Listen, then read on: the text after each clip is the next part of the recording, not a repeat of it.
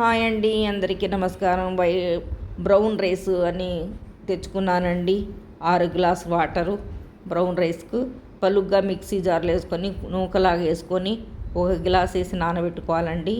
ఇది పాలిష్ లేనివి బియ్యం, ఇవి ఎర్రగా ఉంటాయి, పొట్టు మాత్రమే పోతుంది. కొద్దిగా ఎసరు మరిగిన తర్వాత అందులో వేసి కుక్కర్ పెట్టేస్తానండి. ఉప్పేసి 5-6 విజిల్ వచ్చిన తర్వాత మెత్తగాను సంగటిలాగా అయిపోతుంది.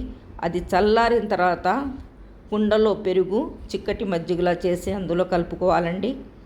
ఆ తర్వాత కలియబెట్టుకొని మనం దద్దోజనంలా చేసుకోవచ్చు. చాలా వెయిట్ లాస్ అవుతాం. షుగర్ అయితే అస్సలు రాదండి ఈ బియ్యం తింటే.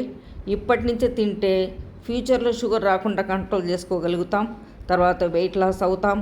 అన్ని విధాలుగా కూడా ఉపయోగపడుతుందండి. చిరుధాన్యాలు ఇలాంటి బ్రౌన్ రైస్ లాంటివి తింటే డైరెక్ట్గా అన్నం అయితే తినలేమండి. ఇది ఇలా పలుగ్గా చేసుకొని అయితే మెత్తగాను బాగుంటుంది.